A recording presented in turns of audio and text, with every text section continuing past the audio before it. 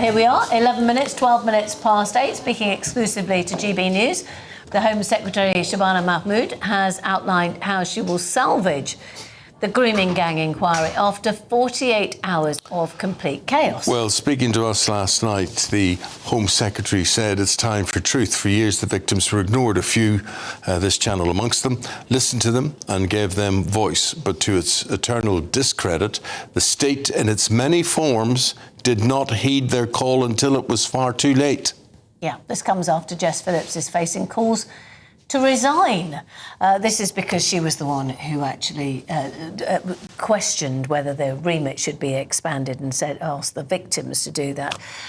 She didn't ask them. Oh, sorry, no. She was involved in. I thought that she was actually.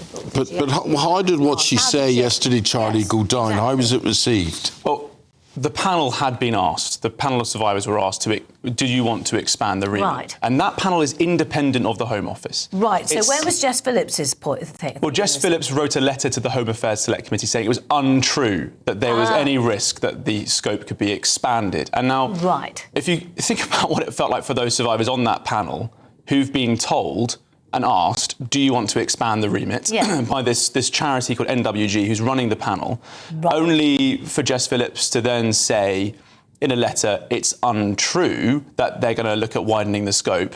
They took that very personally, especially because so many of those survivors were told throughout their lives, especially as children, that they were lying, that they weren't telling the truth.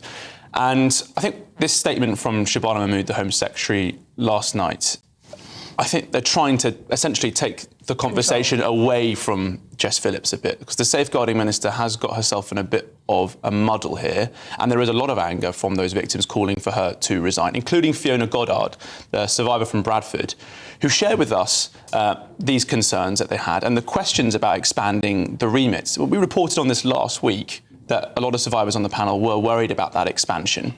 And for the Minister to say it's untrue that this could be a scope that could be expanded when they'd had that question asked did not go down well at all. Fiona Goddard was with Patrick Christie's last night and she echoed that call for her to resign. Right, so this is... So in my resignation letter, I made public about the attempts to widen the scope and also how the inquiry would be conducted, extending it from localities to regions.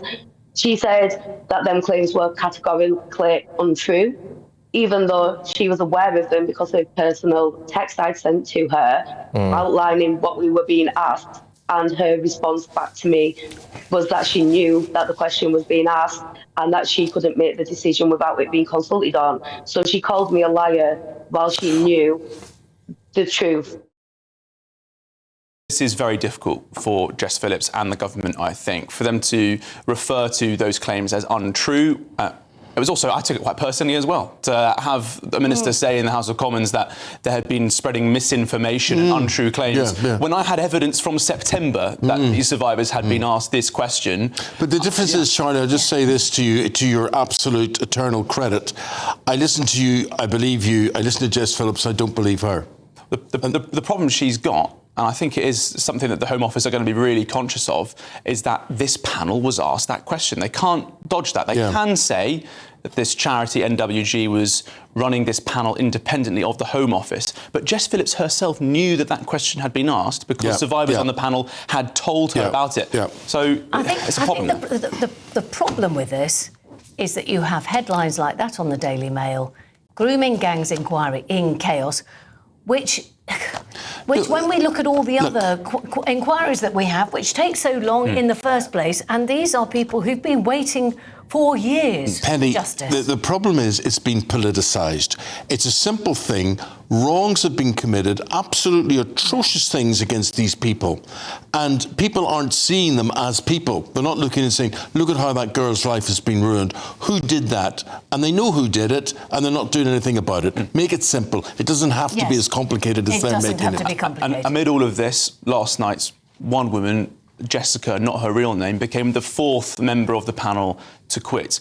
Now, Jessica was abused before she was even a teenager. She gave video evidence to the police when she was 12. Yeah. It's taken 20 years for her to speak to the press. Yeah. And last night she chose to tell GBNews that she was quitting this panel because of some of the politicisation of this issue. Yeah, and they the want anger she to has towards ordinaryize this panel by bringing in people like her and the four in total there, and yet that's exactly what they're not doing. Oh, we're government of the people. We're going to bring real people in. People have suffered from all of this, but actually we don't want to hear you. Sign this secrecy form. Do this. It's absolutely scandalous. And I'll say it to any politician, the way politics is run in this country, the whole state system is absolutely rubbish. Absolutely rubbish. Nothing ever gets done. And it's all politicised. My view, what's your view? Let us know. Charlie, got to leave it there. Thanks very much indeed. Yeah. Using the internet without a VPN, a virtual private network, is a bit like taking to the road without car insurance. All it takes is one unlucky moment to cost you a lot of cash. This video's sponsor is Private Internet Access. They are the VPN to help keep you safe. Click the link in the description below to find out why over 30 million people have downloaded PIA to protect themselves online. A virtual private network is an app that hides your IP address and helps keep your data private. When you're browsing the internet at home, you give up a large amount of data to businesses, to shops, and indeed to social media giants too. Hackers have the ability to steal your personal data with ease, including sensitive information such as passwords, keystrokes, and even your personal photos. Private Internet Access helps protect your personal data by encrypting your internet connection to keep your data out of the hands of cyber criminals. And it's not just hackers either to be concerned about. Information can be censored too. When Canada passed their C18 bill, social media giants decided to ban news content on their platforms. But PIA can protect your ability to consume the news and content you love. Private Internet Access is available for Windows users, Mac OS, Android, Linux, iOS, and you can use one PIA subscription to protect an unlimited amount of devices. And we've got a huge GBNews discount for you too. Click the link in this video's description and you'll get a massive 83% off PIA. That's under £2 a month, the price of a coffee, and you'll get an extra 4 months completely free on top. Also, there's a 30-day money-back guarantee too. Visit piavpn.com/GBnews to start protecting yourself digitally today. Just wanted to move on to the grooming gangs then. The headline on the front page of the Daily Mail is about the fact that the inquiry is in chaos. This is the fact that it's falling apart. Potential chairman, 3 victims pulling out amid fears of the fact that it's going to be a cover-up, that the remit could be expanded, and obviously also the fact it's going to take so long. Your thoughts? Well, I think this is one of the greatest scandals that this country has ever faced, and my heart goes out to all of those victims who have been impacted in these shocking events over very many years. We had to push the government really hard to even agree to have a national inquiry.